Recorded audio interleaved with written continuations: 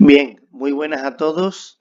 Vamos a realizar este pequeño vídeo explicativo para complementar lo que hemos explicado en clase y también para completarlo, para tener una visión total de lo que sería ya el tema 2 de la España medieval y haciendo referencia, por tanto, a la segunda parte del mismo, que está referido a los reinos cristianos, ¿de acuerdo? Bueno, y que ya hemos adelantado en una parte del grupo y para la otra parte lo vamos a repasar la semana próxima. Bueno, con respecto a la cuestión de los reinos cristianos, es una cuestión que siempre ha tenido una controversia en torno al concepto reconquista. Si es más adecuado utilizar el término reconquista o el término conquista. Como hemos dicho en clase, pues realmente tiene muchas fragilidades el concepto reconquista, porque para reconquistar algo tiene que ser, bueno, es volver a conquistar. Y no está claro que digamos, una entidad dominadora como era Al-Ándalus, como es el pueblo musulmán en la península ibérica, que lleva viviendo 100, 200 o 500 años ya en un territorio, pues si se le puede considerar invasor o no. Está muy vinculado al tema de más bien de la propaganda y lo que sería el intento por parte de los pueblos cristianos del norte de justificar ese avance con un sentido, y ese sentido va a ser el engarzarlo, unirlo a lo que sería el antiguo reino visigodo de Toledo y su carácter cristiano, porque realmente la mayoría de la población de Al-Ándalus desciende de la población hispano-romana que, digamos, convive también con el reino visigodo y en el momento de más apogeo del Al-Ándalus, pues más de un 10% de la población no llegará a ser musulmana, más de un 10% de la población, ¿de acuerdo? Y también deberíamos de comentar que no fue un proceso uniforme, fue un proceso que tuvo pues desde el año 711 que empieza la dominación musulmana hasta el 1492, pues cuando los reyes católicos pues dominan el reino nazarí de Granada, pues ese proceso fue un proceso sin uniformidad, con procesos o con una evolución dinámica en cuanto a lo que sería el avance o el progreso de la conquista cristiana, con avances, con retrocesos, con parones, con reinos que van a cobrar parias a unos en unas etapas, en otras a otros, y tampoco fue una constante etapa de guerra permanente. No fueron todos los años de guerra, pero sí tenemos que verlo como realmente lo que sería un enfrentamiento político religioso en el que, claro, se le va a dar pues como propaganda ese vestigio de cruzada, ese espíritu de cruzada, pero al final lo que va a hacer es pues el crecimiento, la aparición de reinos cristianos que van a tener un apogeo comercial, económico y político que les va a permitir pues querer expandirse hacia el sur a costa de otros reinos y cristianos o de lo más conocido en este tema, como sería el avance sobre Al-Ándalus. ¿De acuerdo? Bueno, ese contexto, que sí será un contexto muy especial y típicamente medieval, que se circunscribe a la península ibérica, es el que estamos estudiando. Ya hemos visto lo que sería el dominio musulmán de la península y estamos ahora comentando lo más interesante o lo que ustedes pueden tener más dificultades a la hora de abordar el resumen del tema sobre los reinos cristianos, ¿vale? Vamos a distinguir tres grandes etapas. Una primera etapa, que es la etapa, digamos, tal como viene en el resumen del origen de los reinos cristianos y de los focos de origen de esos reinos cristianos, circunscribiendo claramente pues el origen de este proceso en la batalla de Covadonga, en ese noble visigodo denominado Pelayo, que derrota a los musulmanes en la batalla de Covadonga en el año 722,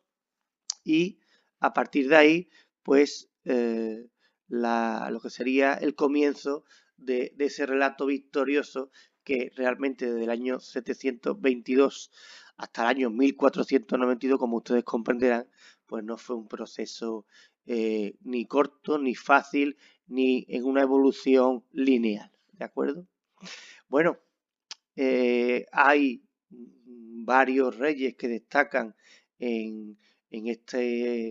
formación del reino astur-leonés, como Alfonso II, Alfonso III. Bueno, sobre todo lo que tienen que entender ustedes es que, como viene en la página 25 de del resumen, se va a circunscribir la primera frontera en torno a la cordillera Cantábrica y a los Pirineos, ¿de acuerdo? Y ahí distinguimos pues este reino astur-leonés, donde distinguimos a los reyes Alfonso I, Alfonso II, Alfonso III, y donde ya, digamos, se lleva lo que es la frontera a la zona del Duero, ¿de acuerdo? Y donde va a ser importante el tema de la aparición del sepulcro del apóstol Santiago, que a comienzos del siglo IX pues le va a dar un viso de más cristiandad y propaganda a la idea de la reconquista y de la cruzada contra el supuesto pues enemigo o infiel musulmán. ¿De acuerdo? Alfonso II llevará la frontera hasta el río Duero,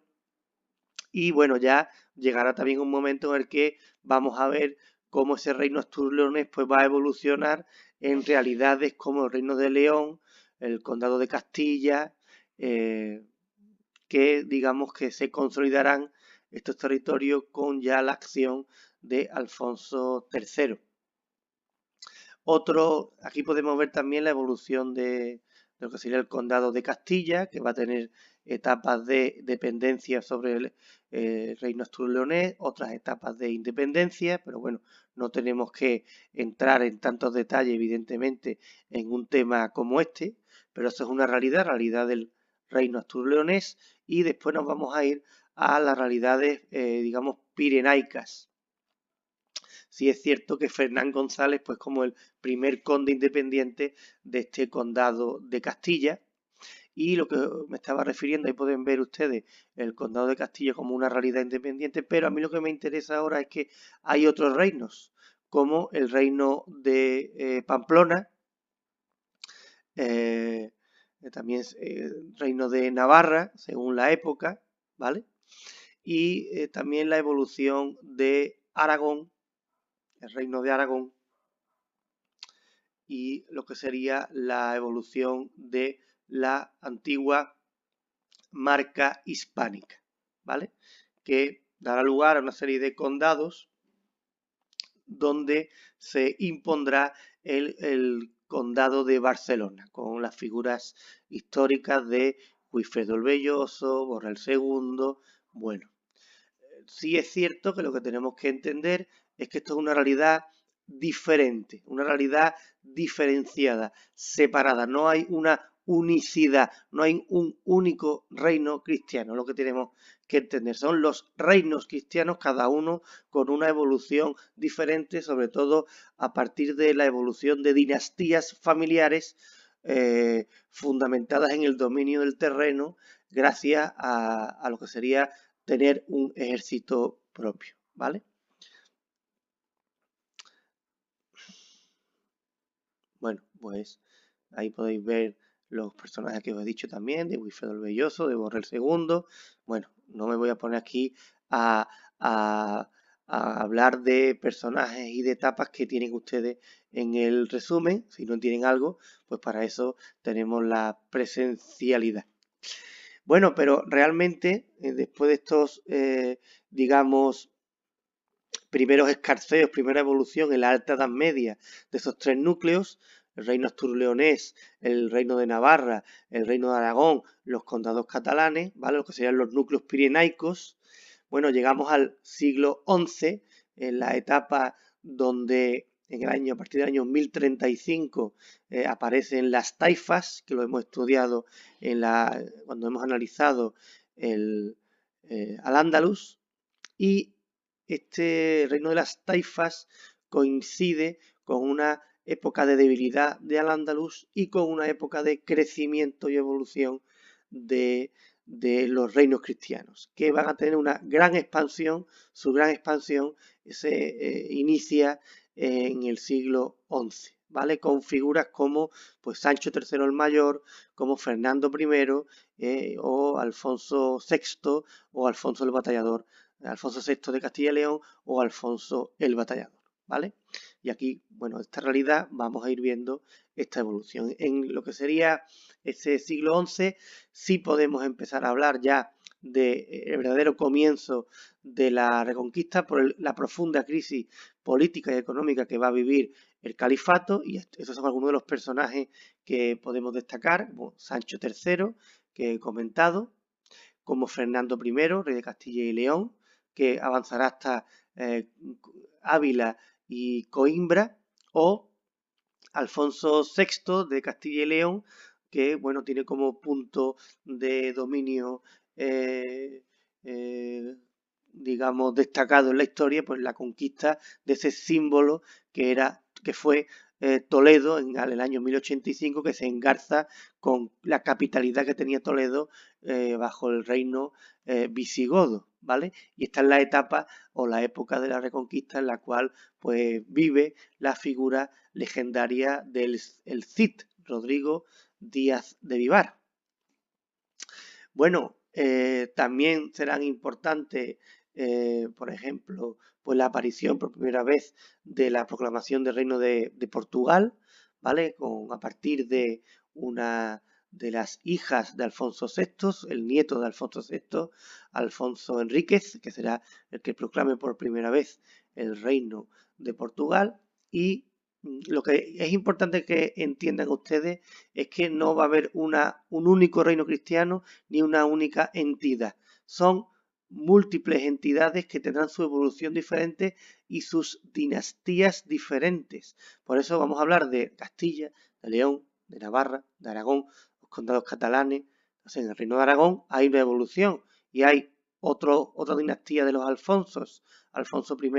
el Batallador, que bueno, pues conquista Zaragoza, Tudela, Tarazona, Calatayud, ¿vale? Es decir, si ustedes ya aquí observan en estas conquistas entre lo que sería el siglo XII,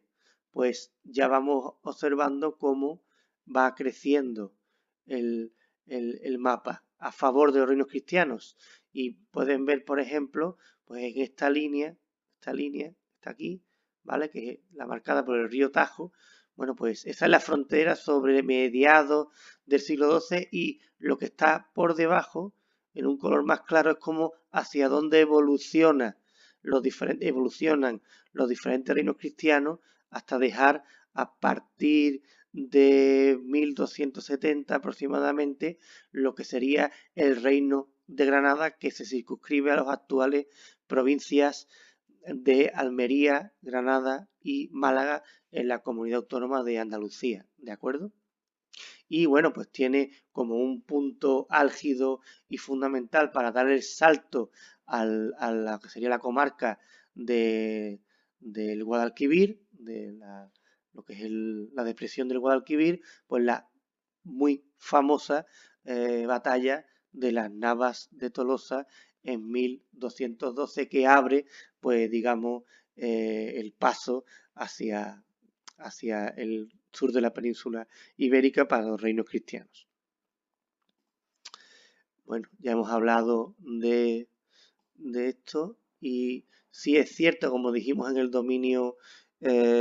musulmán, que va a haber varias etapas de intento de fortalecimiento del poder musulmán en la península con la llegada de pueblos del norte de África, como fueron los almorávides y los almohades, pero en una evolución corta en el tiempo se volverán a disgregar en taifas y volverán a evolucionar a entidades políticas con crisis y debilidad que permitirá el avance de los reinos cristianos, ¿vale? Hasta tal punto que aquí podemos ver ya que en el siglo XIII, ¿vale? Con fechas tan destacadas como la conquista de Córdoba en 1236, la conquista de Sevilla por Fernando III, San Fernando en 1248 o la conquista de Cádiz en 1265, pues como prácticamente está dominada la península ya por reinos cristianos, pero dos cosas que quiero también que queden claras, ¿vale? Desde el año 1270 aproximadamente hasta el año 1492, las fronteras van a ser prácticamente estas que ustedes están viendo aquí, y por tanto se circunscribe a la llamada época de los cinco reinos, ¿vale? Pues está la corona de Aragón, la corona de Castilla, está el reino de Portugal, el reino de Navarra, que será prácticamente independiente hasta 1512, y el reino de Granada. Esto es importante que lo tengan claro porque la corona de Castilla y la corona de Aragón tendrán una evolución política diferente y también una evolución en cuanto a su idiosincrasia y su histórico legislativo, histórico de lo que serían instituciones, cultura, tradición, y por tanto no podemos entender que esto es una unicidad, una única realidad, una única entidad política, ni muchísimo menos. Ahora sí es cierto pues que va a haber varias potencias dentro de la península ibérica que pues van a dominarla, como son la corona de Castilla y la corona de Aragón. Y eso tiene eh, su cuestión muy interesante, sobre todo cuando vayamos avanzando en el tiempo a partir de los Reyes Católicos en la Edad Moderna y con una evolución que todavía tiene hasta el día de hoy pues su interés. Porque la historia, como arma propagandística, pues siempre ha sido utilizada para justificar ideas del presente o del presente de cada momento, ¿vale? Para defender una teoría sobre la existencia o no, pues de una corona, un país, una nación, etcétera, etcétera. Bueno, como os he dicho, la batalla de las Navas de Tolosa es la que abre el camino a lo que sería el valle del Bajo Guadalquivir, por lo tanto ya esto está comentado, y aquí pueden tener una visual de esa evolución que tiene progresiva pues la pérdida de poder territorial de Al-Ándalus, que se transformará en el único dominio musulmán en torno al reino de Granada, y cómo van evolucionando esos núcleos pirenaicos y el reino astur-leonés con la aparición de Castilla hacia estas realidades de esos cinco eh,